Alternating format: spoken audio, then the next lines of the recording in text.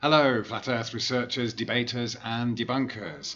This is a photograph of the Verrazano Narrows Bridge in New York, and it's a good example of how spherical geometry has been used in the design of the bridge, based on the assumption that we must do so to incorporate some assumed curvature of being on a spherical Earth. But we'll see that it really doesn't matter whether you use spherical geometry or planar geometry. The difference is so negligible that when it comes to the practical usage and application of this design in the real world, there really is no difference between the two geometries.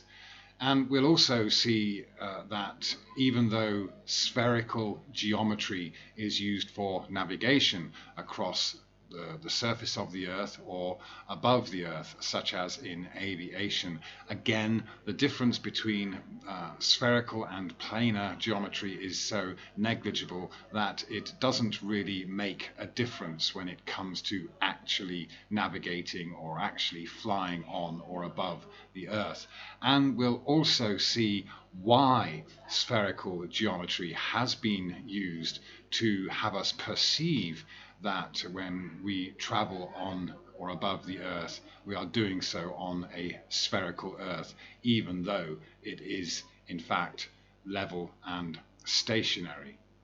So first of all, let's just look at the specs of this particular bridge. The difference really is because we have these two posts that are slightly farther apart at the tops than they are at the base. Let's just have a look at that now. This is the wiki page for that bridge, and it says here that because of the height of the towers, 693 feet or 211 meters, and their distance from each other, 4,260 feet or 1,298 meters, that's just over a kilometer, the curvature of the Earth's surface had to be taken into account when designing the bridge. The towers are not parallel to each other, but are 1 5/8 inches or 41.275 millimeters farther apart at their tops than at their bases. Okay, so we can see that there is this difference incorporated into the design, but it is very negligible, especially when we consider the total distance of being 4,000 plus feet long or 1,298 meters long. This difference of just over an inch really is negligible, and in the big scheme of things it really wouldn't make a difference when it came down to the actual construction. We also have, for example, wires that amount to a total of 142,520 miles of cabling used, which is the equivalent to 229,364 kilometers in length. Again, when we compare this massive number in the length of the cabling used, an inch and a bit here or there really makes no difference to the end result. So, I mean, we really probably cannot observe or see this difference, whether it is actually in the finished product or not, this difference of just over an inch between the tops of the towers. We might be able to measure it, but really it doesn't matter if that difference does or does not exist. You still have to have a bridge that goes across this water covering more than a kilometer. We can look at the Humber Bridge as well, which is longer and was built later, but also has a similar design incorporated to assume that they have to compensate for the curvature of the Earth. In this case, we can see that the towers, it says, although both vertical are 36 millimeters or 1.4 inches farther apart at the top than the bottom due to the curvature of the Earth. And again, we have this huge amount of cabling used, the equivalent to 71,000 kilometers or 44,000 miles of cable to use in this bridge. So again, this massive amount of cabling compared to an inch or so difference in the distance between the tops of the towers really is negligible. So in that sense, it doesn't matter that spherical geometry was used for the design. When it comes to actually building the thing, then whether that inch or so is in the finished product makes no difference. So what we need to do is just look at what this actually means. This is a diagram of the Verrazano bridge, and we can see here how, of course, it's not to scale, but the idea is that although the poles are almost vertical, they are at a greater distance at the top, because it's assumed that their vertical lines down eventually meet in what is assumed to be the center of a spherical Earth. So this is spherical geometry, or what can be called non-Euclidean geometry, and we'll have a look at the difference between non-Euclidean and Euclidean geometry in a second. But what's important to keep in mind here is that, of course, these equations and these formulas will work in of themselves. The proof is going to be very accurate down to the millimeter when the design is done like this and spherical or non-Euclidean geometry is used. So, you cannot dispute the actual design that is used. So once a decision is made to use spherical or non-Euclidean geometry, then that is the foundation of all the other calculations that are made from it. So it will all work out mathematically to be correct and true, as it were, or what we can say, it will be postulated from everything else that it's true. So you'll have the angles here, you'll have this assumed distance from the center of an imagined spherical Earth, and then you'll have the physical poles themselves, and so the distance between the tops will be a very accurately designated distance in this formula. It will be true of itself, and the maths will prove itself.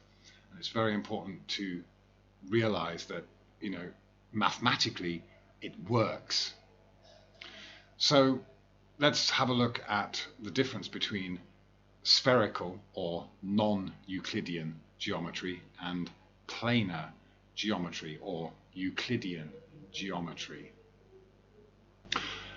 So at the top here we have Euclidean geometry, which is the foundation, and the other types of geometry that we have are branches of that geometry, but it's Euclidean geometry that is the foundation.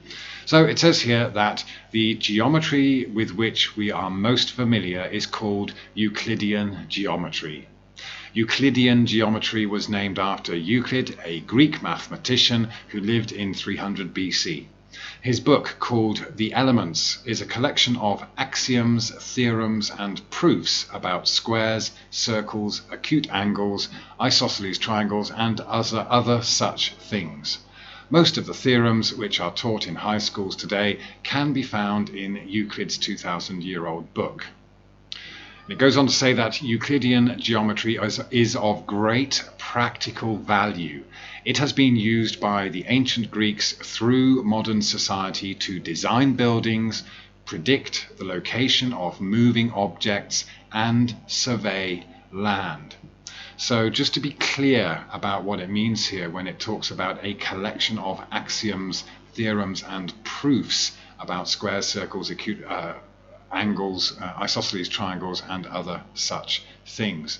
So basically, as we saw just now, when it comes to using spherical geometry, the calculations will work in of themselves, and they will be very accurate if you decide from the start that you're going to use spherical geometry, and this would be the axiom. So this is the truth. So the calculations based on the angles and the assumed distances will be true in of themselves. They will be self-evident and you'll be able to prove them. But when it comes to Euclidean geometry, that's not spherical geometry, then we have these axioms and theorems and proofs that are related to squares, circles, acute triangles, isosceles triangles, and other such things. So basically what we're talking about here is that, for example, a square will always have 4 90-degree angles, and they will always add up to 360 degrees. A circle is the same. It also has 360 degrees. In this mathematical concept, this is the axiom or the truth that you start with, that is the foundation.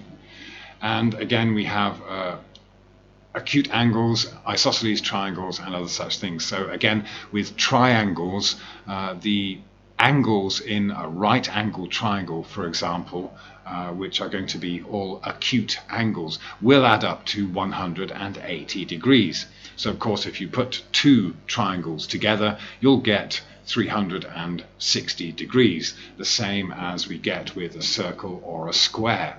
So these foundations of this mathematical formula, or this Euclidean geometry, will always be true. These are necessary. They are rules that apply to Euclidean geometry.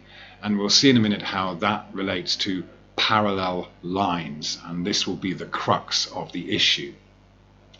So then it goes on to talk about non-Euclidean geometry. So non-Euclidean geometry is any geometry that is different from Euclidean geometry. Each non-Euclidean geometry is a consistent system of definitions, assumptions, and proofs that describe such objects as points, lines, and planes. Okay, so this type of geometry is not founded on the squares and circles and acute angles. These are not rules that have to be followed when it comes to non-Euclidean geometry. So these different rules were created for non-Euclidean geometry, which came much later than Euclidean geometry.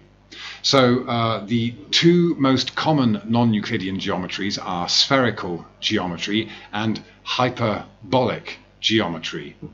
The essential difference between Euclidean geometry and these 2 non-Euclidean geometry is the nature of parallel lines. In Euclidean geometry, given a point and a line, there is exactly one line through the point that is the same plane as the given line and never intersects it. So just to be clear, what it's saying here is that with Euclidean geometry, parallel lines will never intersect.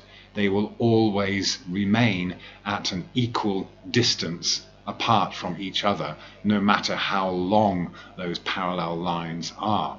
So this is why with Euclidean geometry we can talk about squares, circles, acute angles, isosceles triangles, etc., because they will always have the same angles anywhere along those parallel lines used in Euclidean geometry. Okay, so of course what happens with non-Euclidean geometry is that it says here, in spherical geometry there are no such lines.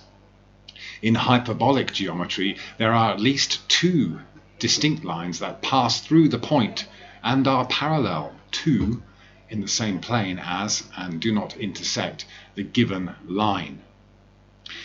Okay, it does get kind of confusing, but we're going to really clarify the difference, and it really is very, very simple. So we'll just go on to look at spherical geometry first. Spherical geometry is a plane geometry on the surface of a sphere. In a plane geometry, the basic concepts are points and lines. Again, it's going away from this idea of squares and circles and acute angles, etc. Okay, so in a plane geometry, the basic concepts are points and lines. In spherical geometry, points are defined in the usual way, but lines are defined such that the shortest distance between 2 points lies along them. Therefore, lines in spherical geometry are great circles. A great circle is the largest circle that can be drawn on a sphere around its so-called middle, as it were. So the longitude lines and the equator are great circles of the Earth. Latitude lines, except for the equator, are not great circles, because obviously once you've drawn that one circle around a sphere, then the lines going away from it are going to get small, or those circles around it are going to get smaller and smaller, because you've then defined where the middle of that sphere is. Great circles are lines that divide a sphere into 2 equal hemispheres. So again, that's why we have the equator being the great circle, and anything either side of the equator on the globe is obviously not, it's going to be smaller. So it goes on, spherical geometry is used by pilots and ship captains as they navigate around the globe. Working in spherical geometry has some non-intuitive results. For example, did you know that the shortest flying distance from Florida to the Philippine Islands is a path across Alaska? The Philippines are south of Florida. Why is flying north to Alaska a shortcut? The answer is that Florida, Alaska, and the Philippines are collinear locations in spherical geometry. They lie on a great circle. Another odd property of spherical geometry is that the sum of the angles of a triangle is always greater than 180 degrees. Small triangles like those drawn on a football field have very, very close to 180 degrees. Big triangles, however, like the triangle with veracities New York, LA, and Tampa, obviously these are larger distances across the Earth, have significantly more than 180 degrees. Now, of course, this has been given as a fact, but we'll see why in a minute this is used, and it doesn't have to mean that the Earth is a globe. It's simply the way it's laid out. So then we have hyperbolic geometry. Hyperbolic geometry is the geometry of which the non-Euclid software is a model. Hyperbolic geometry is a curved space and plays an important role in Einstein's general theory of relativity. Hyperbolic geometry also has many applications within the field of topology. Hyperbolic geometry shares many proofs and theorems with Euclidean geometry and provides a novel and beautiful perspective from which to view those theorems. Hyperbolic geometry also has many differences from Euclidean geometry. And it's going to go on to talk about other things. Okay, so this is hyperbolic geometry is where we get into the realms of bending space-time. And again, it may seem confusing, but the difference is so simple. So let's put aside all the confusing terminology and really dumb this down to its fundamental level for those of us who apparently suffer from dyscalculia and an inability to understand mathematics. And this, of course, is what gives mathematicians some feeling of superiority, because they have some fluency in mathematics and the terminology that's used to describe it. They feel that they have the right to claim that they have better knowledge than those of us who might not be so proficient in mathematics. But we'll see from this that you don't have to know any mathematics, you don't have to know any of the terminology to understand the fundamental difference between Euclidean geometry and non-Euclidean or spherical or hyperbolic geometry. And that fundamental difference is that Euclidean geometry is used to describe and represent our measurable, demonstrable, practical reality, whereas non-Euclidean geometry is used to describe abstract concepts that attempt to change our perception of what is our reality. And this is, of course, what is used to describe the place where we live as being a physically impossible globe.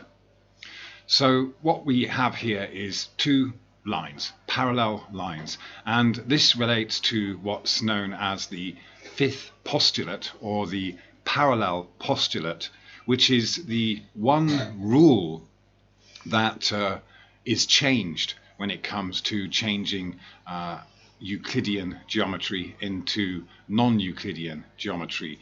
Everything else about these geometries remains the same, but it is the parallel postulate that couldn't necessarily be proved, because what we have is parallel lines that it couldn't be proven that if those parallel lines went on forever into infinity, would there be a point at which these parallel lines meet? And of course, in our practical, measurable, demonstrable reality, parallel lines do not meet. The physical distance between the two lines is always going to be the same. But of course, it's not something that you can prove if you start to imagine that these lines go on forever and ever and ever.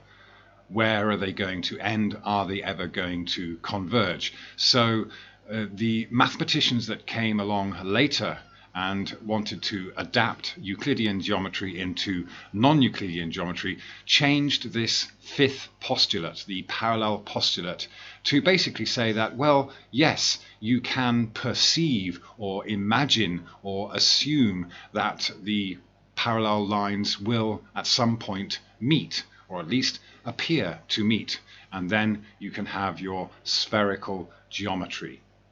So, as we know, these parallel lines are physically always the same distance apart.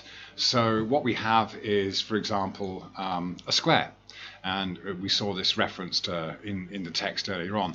And of course, what will happen with this square is that it doesn't matter where you place this square along that top line. You'll always have it touching the next line, or the angles of this square, the interior angles of this square will never change. The square does not become distorted. So, for example, we've got four 90-degree angles, and it doesn't matter where you put this square on that first line, it will always line up with the second parallel line. The square doesn't get distorted. Okay, so that's kind of following these rules of these internal angles. And then you can also add a circle, and of course we've got the same situation where we have a circle in which the angles the interior angles of the circle are described as being 360 degrees, as with the square. And this circle will always remain the same diameter no matter where you put it on this top line. It will always match up with the second parallel line. Okay, so again, the diameter of the circle never changes no matter where you place it. So what we're doing here is looking at this with this side-on view. All right, and then we'll just take a triangle, and again we are talking about the angles of a right-angled triangle in this case, in which all of the angles will add up to 180 degrees. And it mentioned earlier on that what the later mathematicians wanted to do with non-Euclidean geometry was have triangles that with the interior angles that either were less than 180 degrees or greater than 180 degrees. But with Euclidean geometry, it doesn't change. This type of triangle is always going to have angles that add up to 180 degrees. And of course you can add another triangle to that, and now with the combination of these two triangles we have 360 degrees. So we have the 360 degrees here with these two triangles making a square, we have the 360 degrees of the circle, and we have the 360 degrees of the square. And wherever you put these forms or shapes on this first line, it will always match up with that second parallel line. The distance doesn't change. So this is essentially Euclidean geometry, and of course you can see why it is used for, as it said in the example, building, construction, moving objects from one location to another, and surveying, because the physical properties of these forms and the physical distance between the parallel lines does not change. All right, so one thing you'll see mentioned in text about this is that it refers to Euclidean geometry refers to a point on this first line, and this point could be anywhere on the first line, but what it means is that only one line will ever go through this point. You have this second parallel line, and of course at no point does this second line cross or pass or converge with the first line. Okay, so this point remains as is, and only one line can go straight through it. No other line will cross or go to that point in Euclidean geometry. So with non-Euclidean geometry, they wanted to say that, well, actually you can have parallel lines that appear to converge or meet, and this is very well represented by this image here. And what we see here is again those two parallel lines. So essentially what we have is Euclidean geometry represented by these two parallel lines. Again, what amounts to a side-on view. If we were looking at a fence or a wall or something like that, or a floor and a ceiling, then these two parallel lines will always remain physically the same distance apart.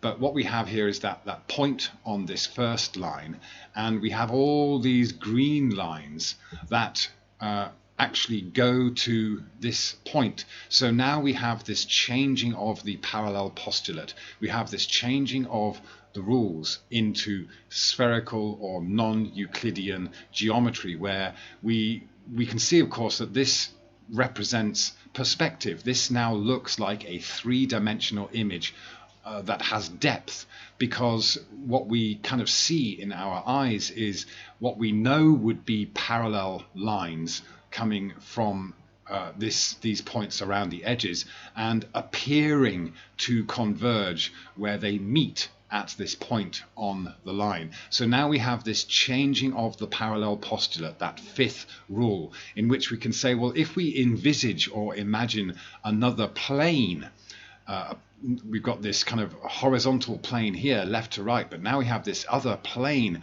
which goes off into the distance in this other direction, what might be referred to as the z-axis, or whatever, however you want to label it or perceive it. But basically what we can see happening is we have these what we know would be in reality parallel lines that appear to converge at this point on the first line, therefore changing the fifth postulate, the parallel postulate. Okay, so that of course is very, very similar to what we see here.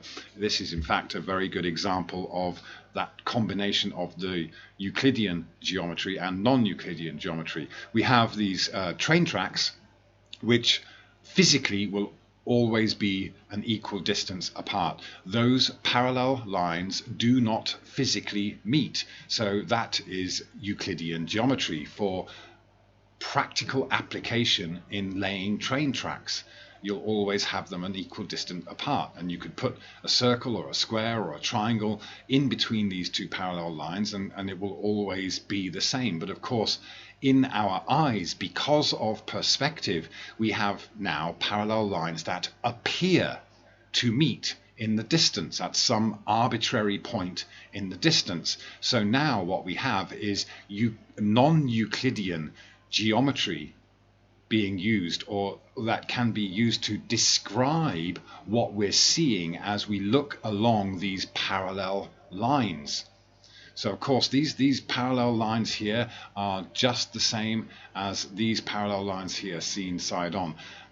It's interesting that you'll see this, what appears to be a bend in this bottom line, but if I just bring down a guideline, you can see that it is actually perfectly straight and level, as it were. Okay, so again what we have is this redefining of the word level from what is physically level and horizontal in reality, and changing it to changing its appearance, all right, and applying it. So if we just go back to this picture, we have the Euclidean geometry of the physically equal distances between the parallel lines, but and we can apply the same to the difference between the land and the sky. We of course have this horizon created by a level surface that goes off into the distance, and that is the lower line, if you like, horizontal line. And then of course we have these clouds, which essentially are always the same distance from the Earth to the clouds. But of course, as we look into the distance, we can see this apparent convergence. So what we have is what in reality is the same distance between the clouds and the ground, if we were looking at this with a side-on view. But because of perspective, we have this appearance of convergence, and what would be the parallel lines of the clouds or the ceiling and the floor appearing to converge. And of course this is what we see when we look across the Earth, but when we do so, we are told to imagine that we are looking into a curved surface like this. If we are told to imagine ourselves being on the globe Earth, we are told that we are somewhere around here and we're looking into this bulge of curvature. Or if we are on top of this spherical Earth, we are told that, oh, it's locally flat. So you have this twisting of it. And again, what we have here is the application of the rules that we have to consider. So as we saw with Euclidean geometry, we have these rules and things do not change. So you're always going to use those same angles. Let's just go back to it. Okay, so we'll put these just to be really clear about what we're talking about here. Okay, so the rules are that these angles in these shapes do not change wherever you put them. Okay, that's the rules, and so that is the foundation of Euclidean geometry. And so when using Euclidean geometry, then you're always going to have to stick to these rules, that those angles do not change.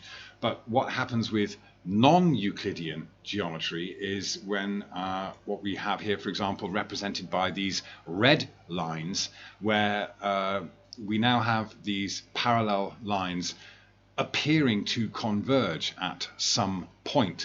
So of course, along these lines here, these red lines now representing non-Euclidean geometry, we now of course have these changes in the angles. The rules have been changed so that you no longer have these right angles of the square, or the 360 degrees of the circle, or the 180 degrees of the triangle. It's all going to change now. We're now going to have these different angles which do not follow the same rules as Euclidean geometry. So if the foundation is spherical non-Euclidean geometry, then all the other calculations must be based off of that. And as we saw with the bridge design, they will always be true for that particular scenario.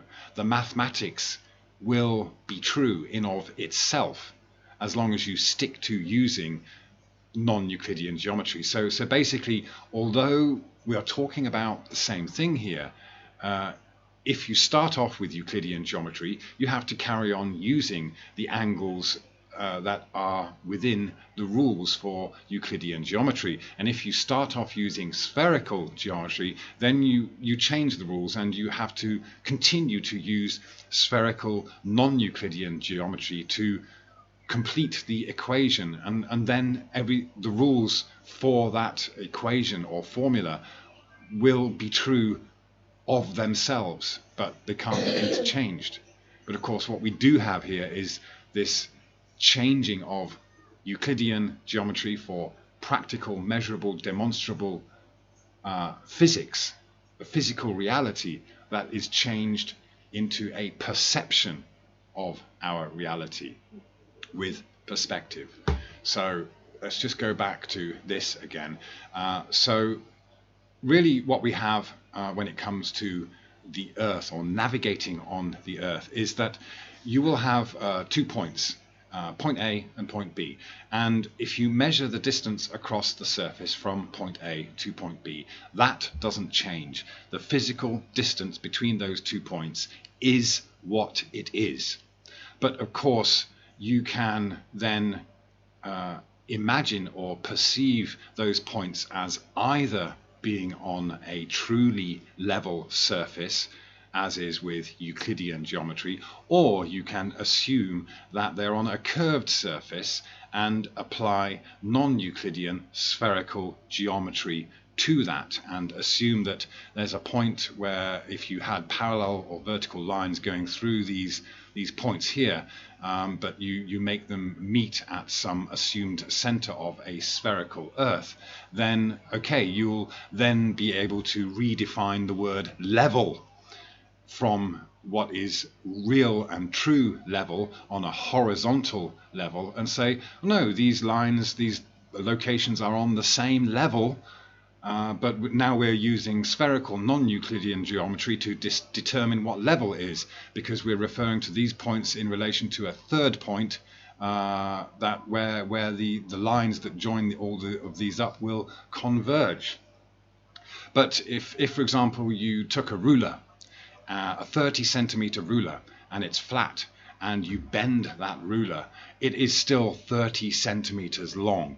Okay, so the physical distance doesn't change, but of course what we have now when it comes to using a coordinate system on the Earth is a projection of spherical geometry. Spherical geometry is used as the start point, so you have to use the rules that follow it from then on. Okay, so for example, let's look at this. What we have here is a manifestation of non-Euclidean geometry. When you have a sphere, if you can imagine this sphere with no lines on it whatsoever, we know that a sphere doesn't have a top and a bottom. There is no halfway point around a sphere.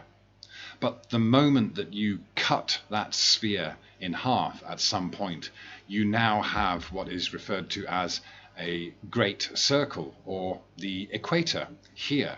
So now suddenly you have divided this sphere into two. Again, it's an imaginary sphere, and what you have now is the lines that then appear on the sphere either side of the equator are going to get smaller and smaller and smaller, and then you have these parallel lines which appear to converge at some arbitrary or predetermined point, basically the poles. Of course, those poles did not exist on a sphere until there was a point designated for them, or an equator designated for them. So why do we have this spherical geometry used for the coordinate system? Well, of course, the shape or the coordinate system for the Earth was determined from looking up at the sky, at the stars. So we have what appears to be this celestial sphere because of perspective, our domes of perspective, and that has been applied to what really are parallel lines, but we are told to perceive them as parallel lines that eventually meet at some point, because that's the way we see the Earth.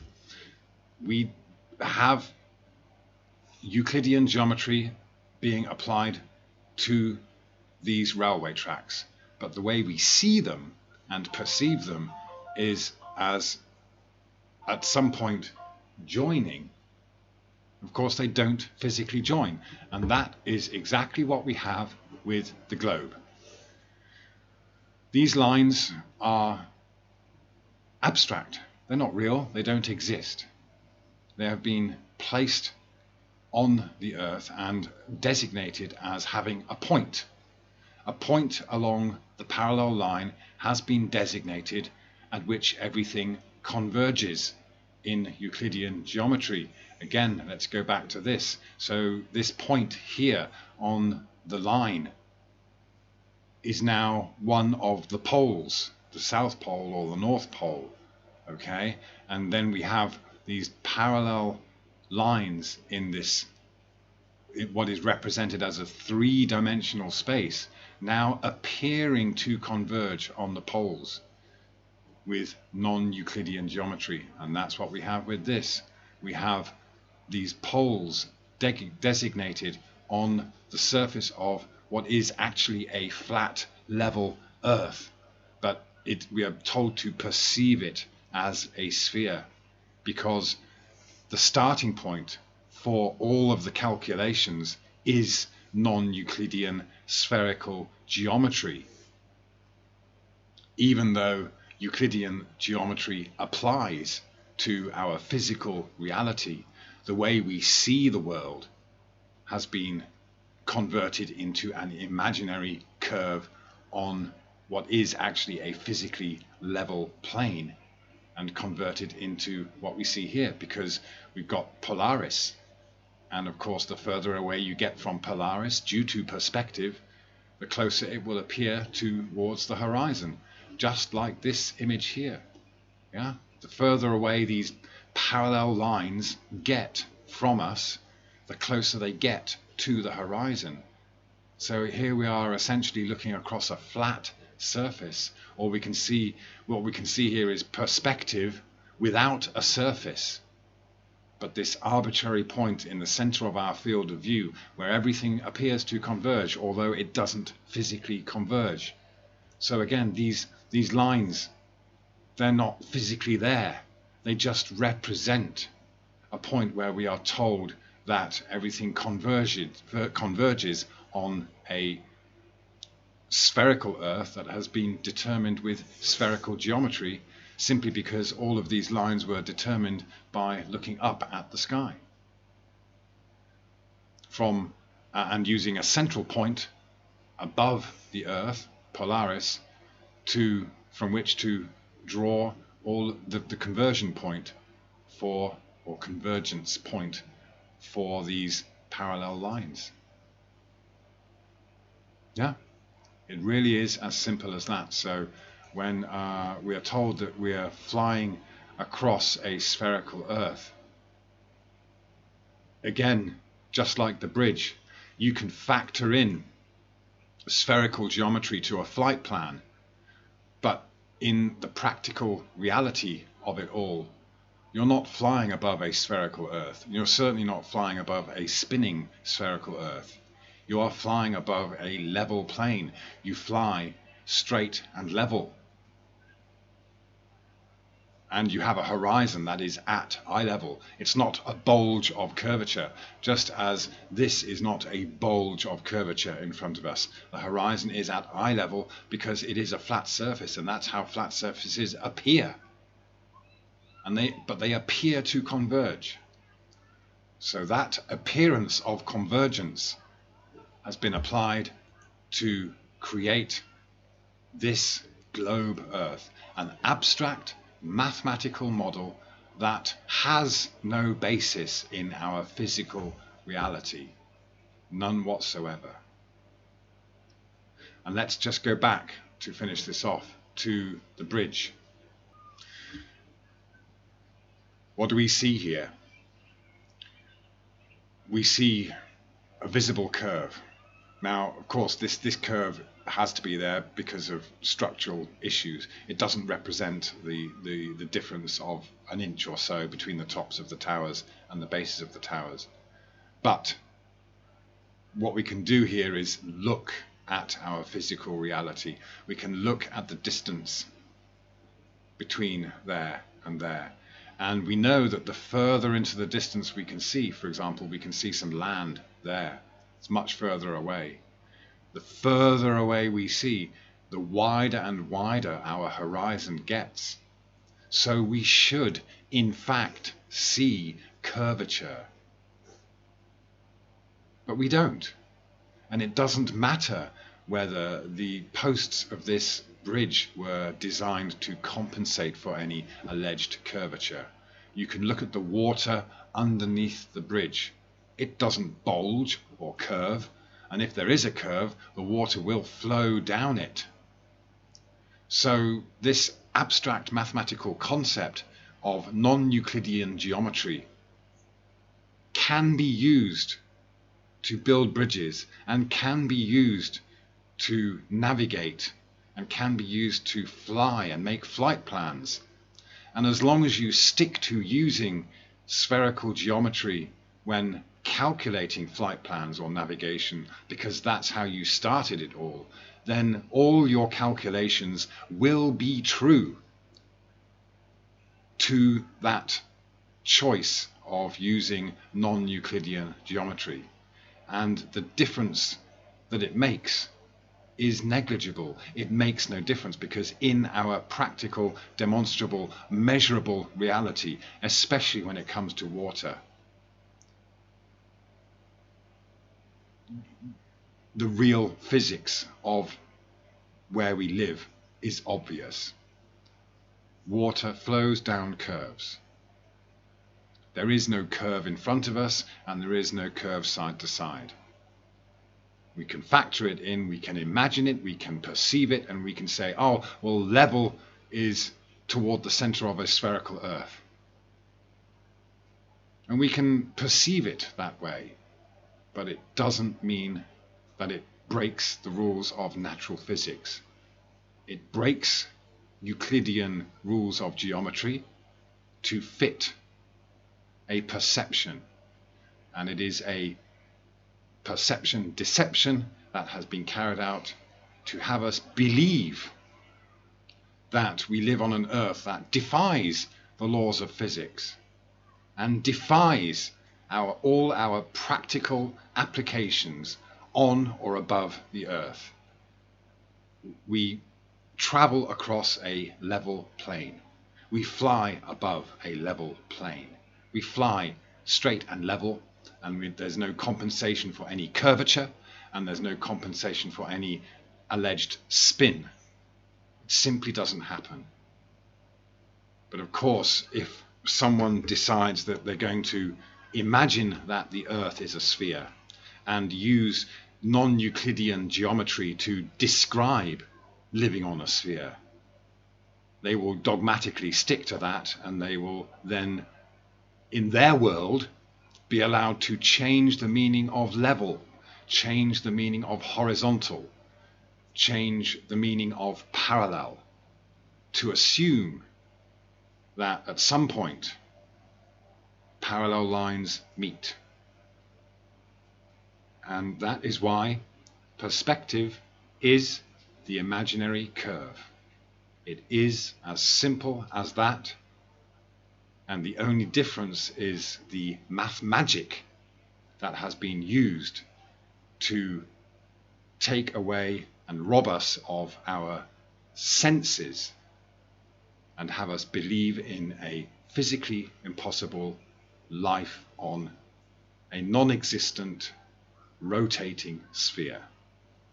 All because people looked up into the sky to determine the size and shape and dimensions of the Earth, rather than actually using Euclidean geometry to measure our physical reality on the Earth.